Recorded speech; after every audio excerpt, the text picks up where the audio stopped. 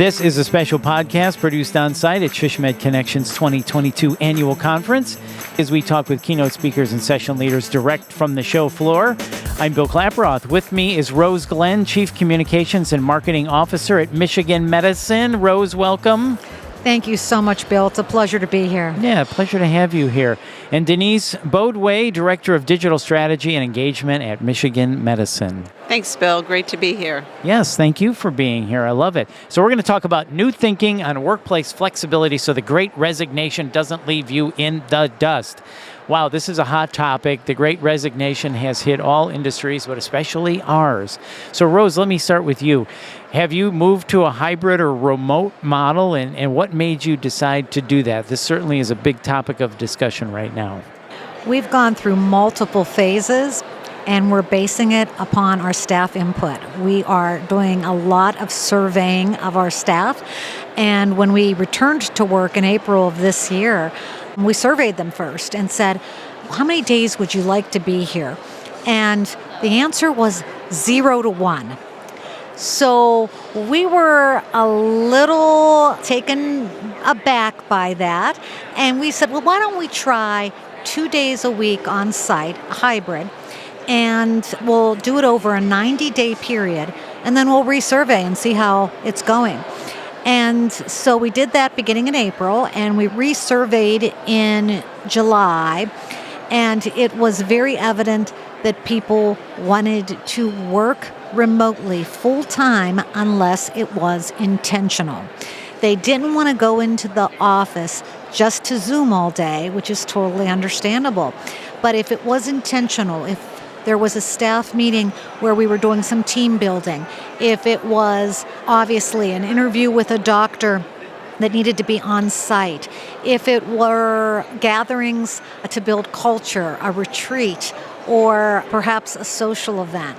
So we have to be very intentional, and we're trying to get people at least once a month on site, and then planning the day around that. So there are other meaningful activities on site.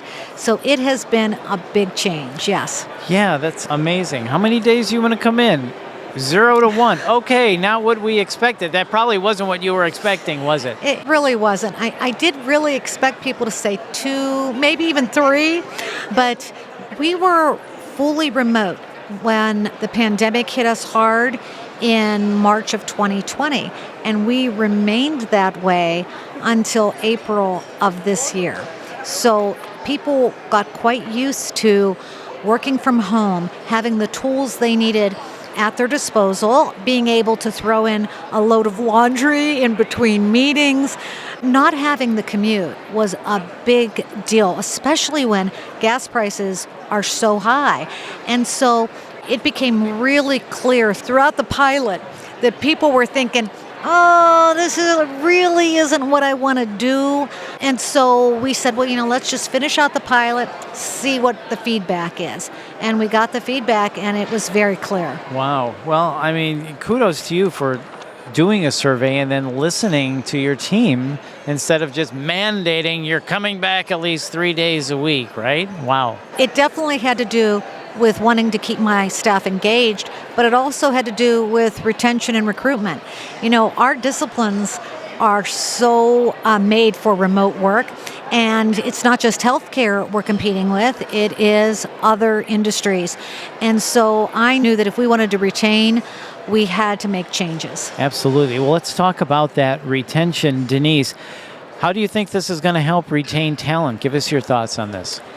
Yeah, that's a good question, Bill. And so what we're really trying to do is, like Rose said, to really work with what folks need, right? So we have a diverse group of people. We have people who take care of their parents, who take care of their kids, who take care of their grandparents. And so we want to make sure we make it better for them and to be able to kind of retain people who are good workers, who, want to be at home more. We're trying to be more flexible with schedules, where we end the day at a reasonable time period and we start the day at a reasonable time period as well.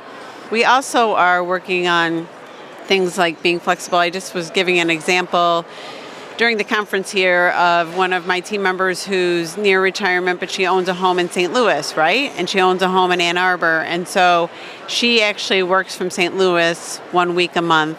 And it enables me to retain her a little bit longer.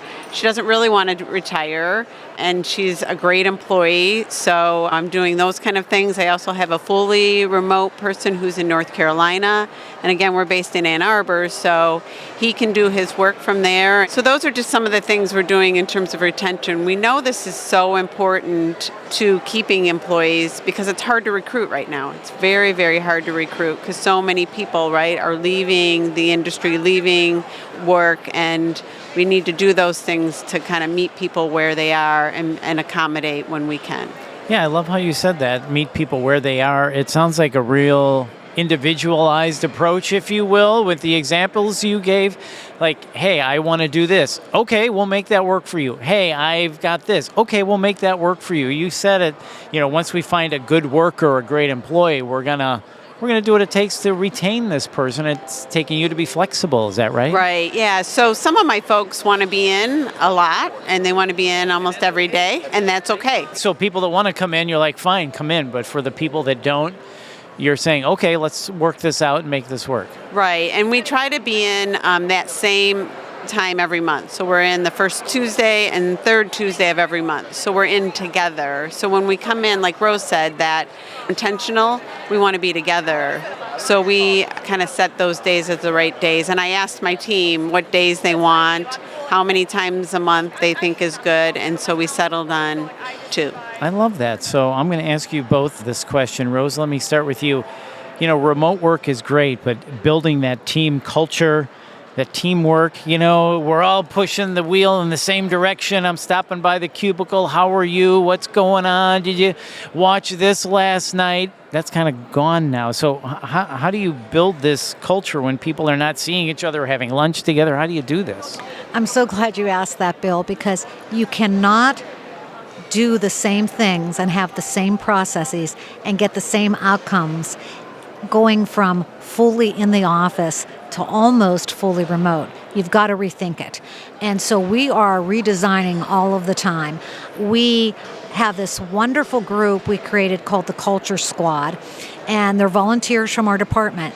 And they are constantly putting together activities. So we just had an ice cream social in a beautiful park in Ann Arbor. They're planning a donuts and cider day.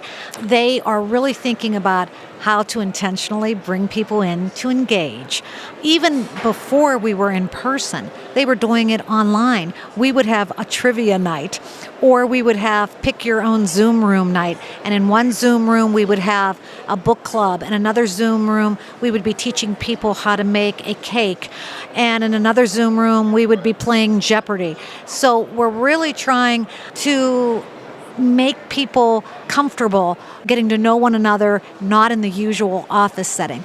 The other thing I would say is we have to use technology. So Teams has a chat function. So some of my groups use the Teams chat function more just for kibitzing, personal comments back and forth.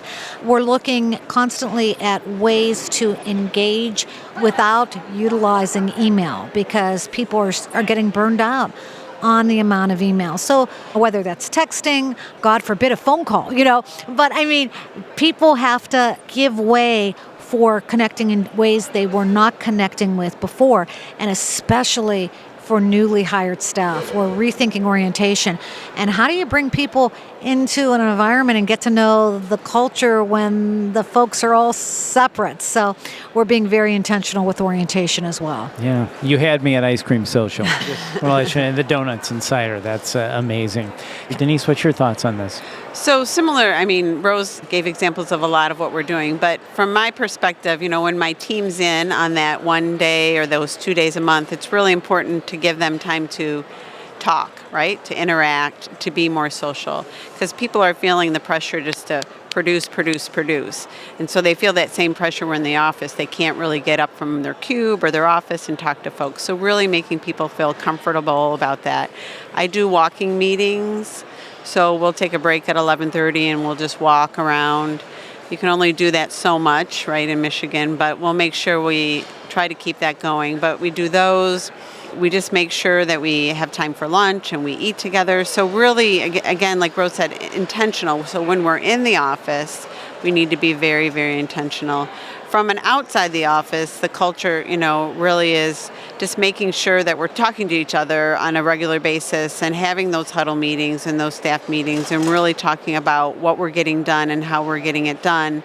Because you're not in the office enough to understand that. And so we have to do that kind of via Zoom meetings and via those one-on-one meetings. Yeah, so you're making it work. You're rethinking and redesigning, as Rose said. So Denise, let me stay with you. So have you seen an increase in burnout over the past 3 years during the pandemic? And do you think these efforts of what you're doing is going to decrease this burnout that everybody's feeling?